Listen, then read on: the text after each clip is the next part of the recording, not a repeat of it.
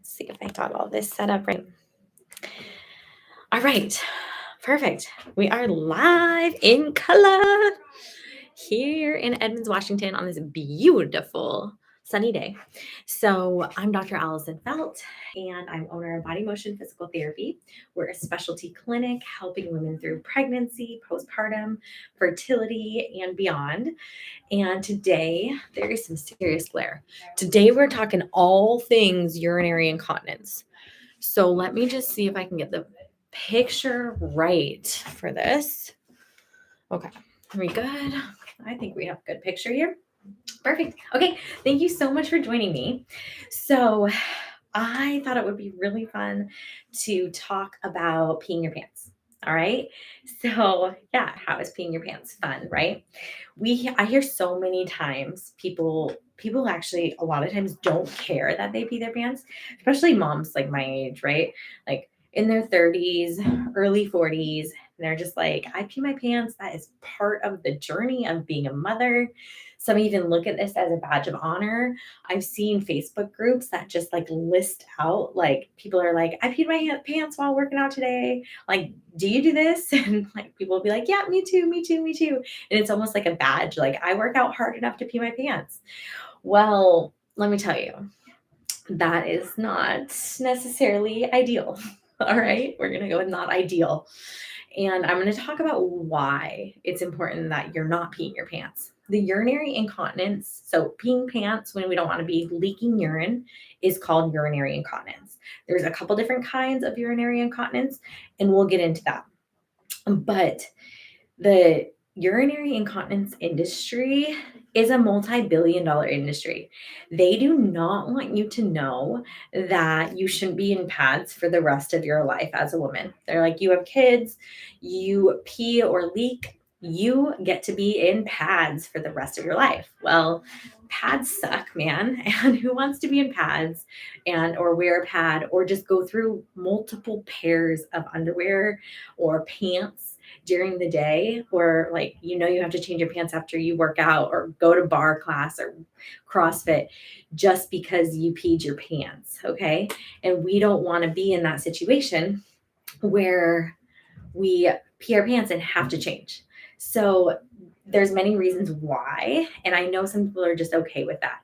But today I'm going to try and give you reasons why it's not okay, and why if you address this, it's going to provide years and years and years of just being healthy. Because when we are peeing our pants, that means that that's just the symptom of something else not working for you.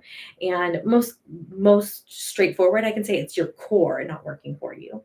But there can be multiple reasons why. And so if your core is not working for you, then that means you're putting more stress on your joints. You can have more knee pain, back pain, hip pain. And if that's the case, then you go years and years and years with this back pain, hip pain, knee pain, even in and out of PT, and you're just treating that silly little joint and not looking at the whole picture and not looking at the core and the whole pelvis. And then you're going to run into joint replacements, even if you've been through years of PT for that silly joint. It's like because you're not getting to the root cause of what's causing that joint pain. And so we need to treat the pelvis. We need to treat the pelvic floor in order to not just be strong so we don't pee our pants, but so we can save our joints and prevent these joint replacements and prevent achy hips and backs and knees down the line. Okay. So it's just, these are important things to know and think about. And so I'm here to like tell you that, because so many times I hear people, so many women pee their pants while they exercise or while they sneeze, while they cough, or just running into their house because they got home and they all of a sudden had to pee. And so when you have incontinence, it's almost so many people have it and they're just okay with it. And this is something that doesn't get better on its own. This is something that as you age gets worse. Like there's no silver lining to that. And really the only solution that is marketed is bladder pills. So you hear pills, you'll hear it on the radio. I heard one the other week and it kills me. But they have these massive marketing budgets because it's a multi-billion dollar industry that they can go and market to you to wear these pads or take these bladder pills to prevent yourself from peeing. And while that might treat that symptom, everything has a consequence. Medication to treat the bladder can cause other symptoms and other side effects of medication. And if you want to be on medication to prevent that symptom, you're not getting to the root cause of treating that symptom. Here in America, a lot of times we don't do preventative care, right? We're like, just like, okay, this happened, let's treat it. So we give medication.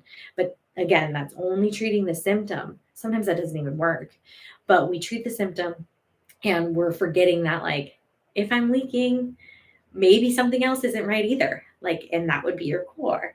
And if we're not treating that core and root problem, the body is only going to compensate for so long. And therefore, then the joints are going to start to take the heat of not having an effective core as a force absorber. So every time your foot hits the ground, you're not absorbing the shock through your muscles. Instead, you're absorbing it through your joints. And then that can lead to arthritis, that can lead to joint pain, or joint injury.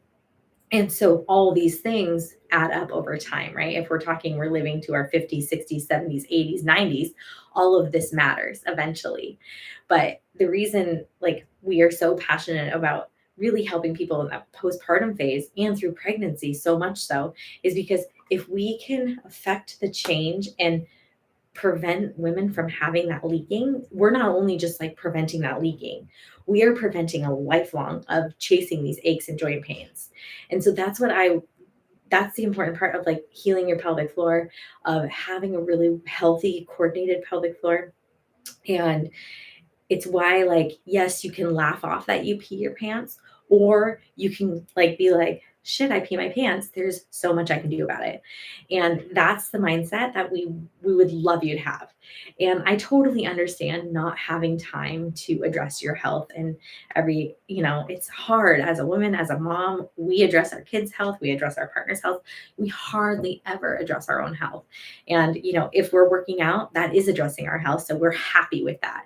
But I want to tell you that, like, if you are leaking even in those workouts, like, yes, it's so good you're working out. Congratulations. You're doing amazing things for your body, but you're also really putting stress on your pelvis, on your bladder, on your pelvic floor, whatever it is. So we want to prevent that, and we want to not be leaking. So it is important that you're continent.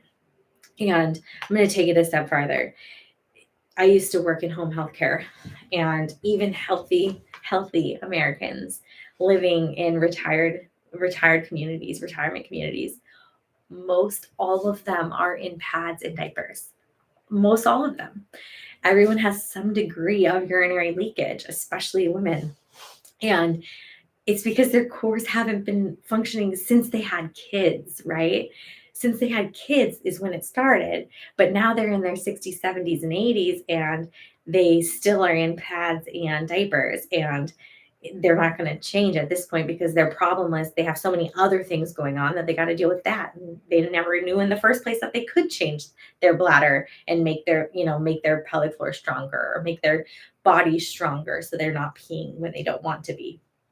And so when we get to that old age, what happens is that we wear these pads and diapers, and then we have a fall because our cores aren't working for us again, and we're not as strong, or for other reasons, right? Of course, there's traumatic falls and things like that. And when we have that fall, if we end up in a wheelchair, or if we end up bedbound, which a lot of people in their old age do, then they end up having pressure sores. And those pressure sores are not just because they're not moving, but because they're stuck in these diapers. Most of the time it's because there's moisture and they're stuck in diapers and in pads. And then their skin breaks down, and then you have wounds. Okay. Why am I taking it this far? Like, it's because I'm trying to just tell you that it's actually important to address your urinary incontinence. And if you are peeing your pants, there's so much you can do, especially now, especially if you're premenopausal. Like, it's a lot easier premenopausal than postmenopausal. Still extremely and very possible postmenopausal. And especially, it just takes maybe a little bit more time, because we don't have as many hormones on our side to help with the healing process as we do when we're premenopausal. And of course, I'm talking about estrogen at that point. But I digress. So I don't mean to take it down that scary soliloquy of events that can happen, but this is just the truth. This is what is happening in America. This is why I do what I do, because I have spent so many years treating people along the spectrum, treating women especially along the spectrum, who have had kids, who are seeing me when they're 50 with this knee replacement, but in like the real issue is that they just never fix their back. And so now they just cut out one of the symptoms of the like back and core issues. And the whole time they were peeing their pants, but they never got treated. So they could have maybe prevented this knee thing in the first place. And so I hope you're starting to follow me through this. And I know we're just talking about urinary incontinence, but I'm taking you down the path. I wrote a book called Restore Your Body After Kids: The Secret to Avoid Peeing Your Pants and Achy Joints as You Age. And as funny as the title is, that is true. And I made the title because this is the truth. And, you know, the book, it's great because it takes you, you know, I explain the soliloquy, I explain how to heal so you don't have to go down that soliloquy. Um, and so I hope you'll hang with me during our little talk today. And I just want to talk a little bit more about urinary incontinence. So we just discussed why it's important. I'm going to discuss a little bit more about what it is and how the very first steps that you should take in starting to treat it. So we identify, you know, we have urinary incontinence. Okay. Maybe you had a kid. Maybe you haven't had a kid. I had urinary incontinence before I had children. And I was so embarrassed about it. I actually had it as a teenager, and it's extremely common in girls who are athletes to have urinary incontinence. But no one ever, you know, like said, hey, this is a thing that's happening in these girl athletes, youth athletes, until like we all joked about it during softball tryouts when we're running on a, you know, running hill sprints on a hill, to, you know, and everyone's like, I was like, oh man, I just peed a little. And someone else is like, oh, me too, you know? And then you're like, well, shit, we're all peeing. Like, I guess this is normal. And it's kind of like that just camaraderie around peeing that happens throughout the lifespan. And then, so I'm just here to tell you, like, there is help. And the reason to get help is so your core is more functional for you and you'll be stronger and healthier in the long run. And it can save you years and years of issues. And so there's that. So if you, though, or maybe you just had a kid and maybe you're still continent and you're only like 5 months postpartum, typically we actually don't see incontinence creep around until you go back to more of your strenuous activity. And that might be around 8 months, that might be around 18 months. And then things maybe start to creep around. And then come 2 years, 5 years, you're like, oh yeah, I really am peeing my pants more. This is happening. I am struggling with this. And so those are kind of what the time frames we start to see. And then, of course, this is stuff that doesn't get better on its own. And so it just lingers and either gets worse or stays status quo, but is always kind of there. And so there's that. I want to talk now. So we talked about the side effects of bladder medications that can have on your body and why that's only treating the symptom.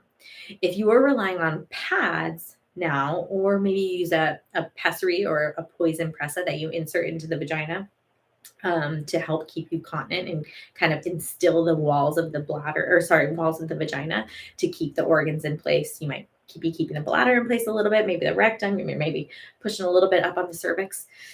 That can all help with continence, but especially pads, they're very hard on the tissue of the vulva. Okay, so they can cause irritation of the tissue, they can cause itching, they can cause infections. And so pads aren't like a healthy, good thing to be wearing every single day, all day, or even just wearing during your exercise. It can, the increased moisture can definitely set you up for more increased infections. And so again, it's just a symptom that you'd be covering up. And really the long-term solution is like get some help. And you can do that without medication and without surgery.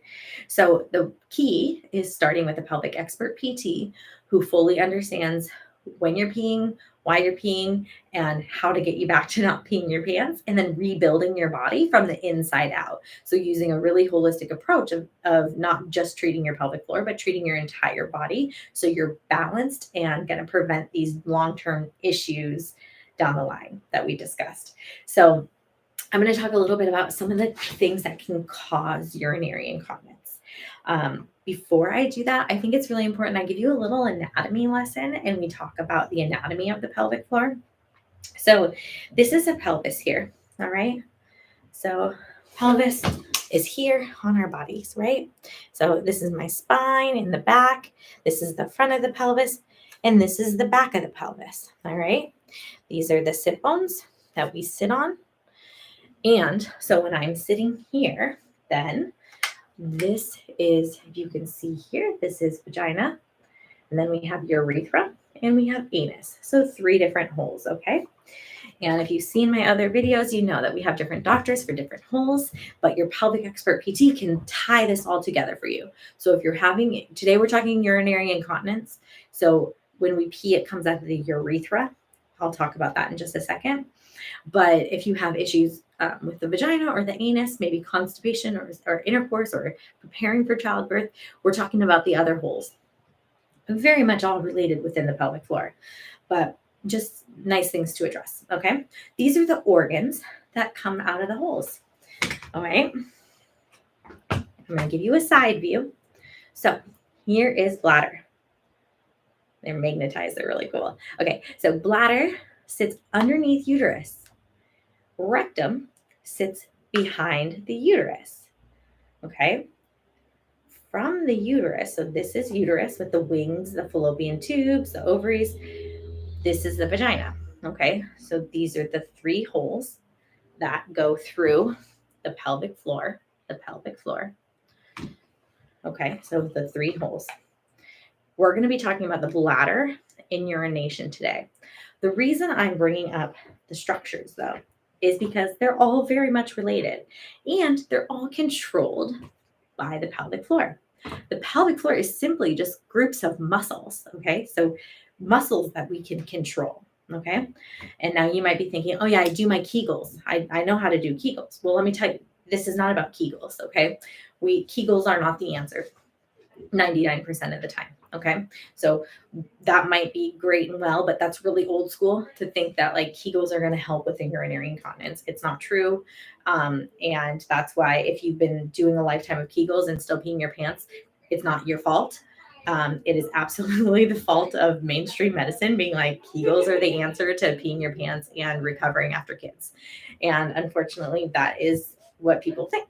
But that's not the case. And we know that now. We have abundance of research to say that's not the case. And postpartum recovery and pelvic floor physical therapy has come a long, long, long way to know that we're not just talking about Kegels. Okay. We're talking about a lot more than Kegels. So that was I digress. Coming back here. So here is bladder. Bladder can expand when it fills with urine, and then it can contract when it doesn't. All right. We get urges to go pee, and we listen to those urges sometimes. Now, with urination, a healthy bladder is going to go pee every 3 to 4 hours, okay? Typically, a person wants to be drinking about half their body weight in ounces of water. So if you weigh 200 pounds, you want to be drinking about 100 ounces of water a day, okay? Well, that all will go through the bladder. Now, in the fitness industry, I do realize that, and especially in the diet industry, you're going to find that people are like, drink your body weight in water or, really increase your fluid intake. But you just want to be careful because that puts a heavy load on your kidneys. That puts a heavy load on your bladder. That puts a heavy load on your electrolyte system and your balance. So that's controlled through the kidneys. But it's, a healthy recommendation. You want to talk to your doctor on this, but is usually half your body weight in ounces of water. Okay. So if you're wondering what to take. All right. So here are my organs. Here's bladder, filtering about half my body weight in water a day and other extraneous fluid. I drink some coffee, yada, yada, yada. All right. But my bladder should be able to hold urine when I want it to hold urine. It should not be leaking out urine or, dribbling. Or if I get up from the toilet seat, I shouldn't be dribbling on the toilet seat. So what could be happening that causes this urinary incontinence? A few things. All right.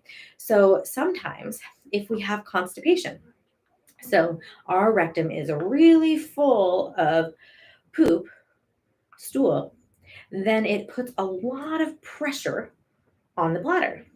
And that pressure can make it so we can't hold our urine in when we want to be. So that could be one cause of urinary incontinence.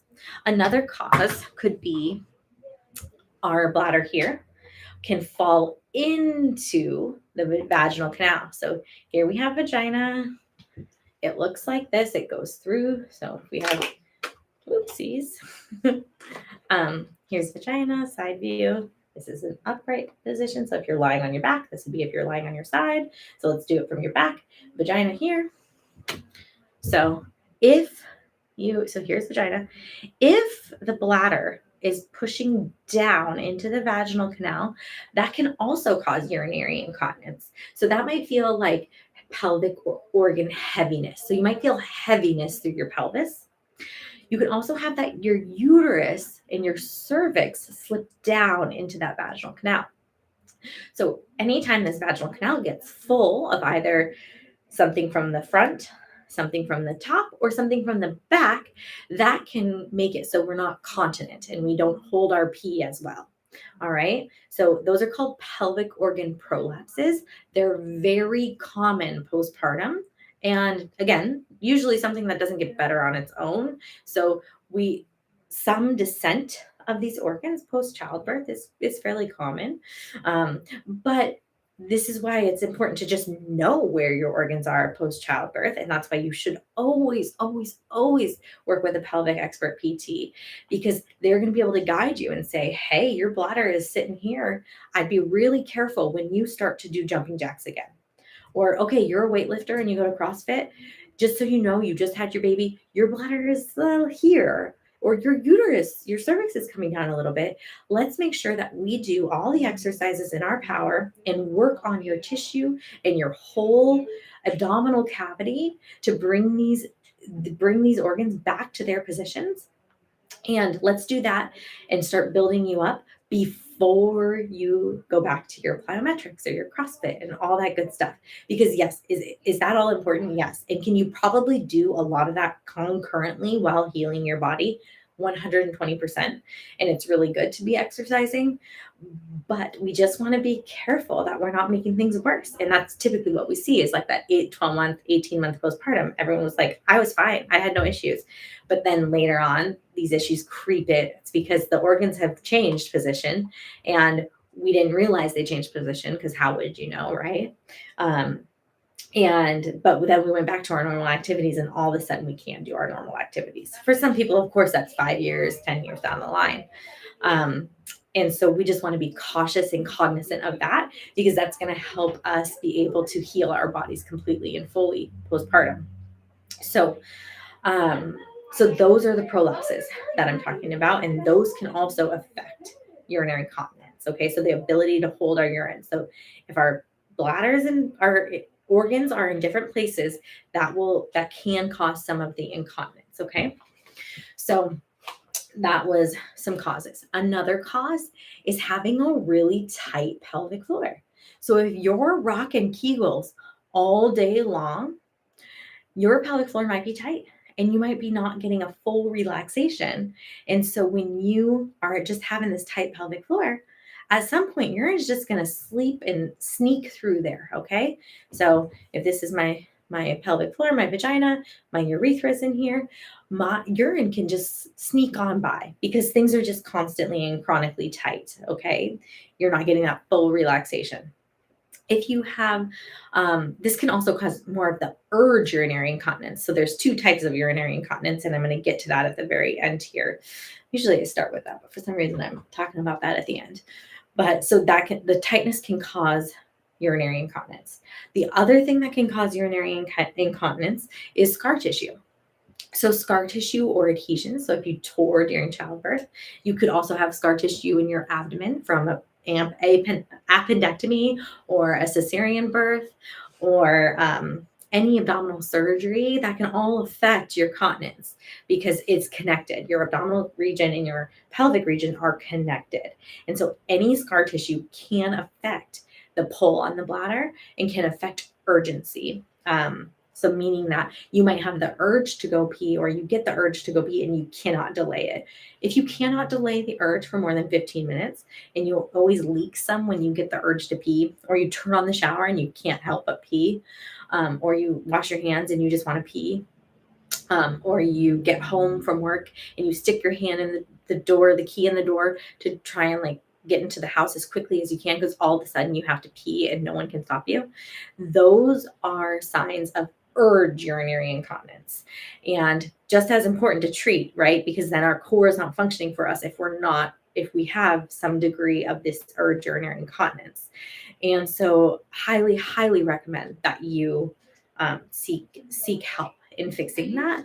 And again, this is stuff that doesn't get better because you just decide to take up yoga. Okay. This is stuff that needs a pelvic expert PT to help guide you through. And so, and really give you either getting rid of the scar tissue, help improve the flexibility of the pelvic floor with opening and manual techniques, and then teaching you coordination exercises to get things better. Now, stress incontinence, so stress urinary incontinence, can also be caused by tightness of the pelvic floor. I hardly ever, it's not even worth me saying weakness of the pelvic floor, because a tight pelvic floor is a weak pelvic floor. But people think like my pelvic floor is just loosey goosey woosey.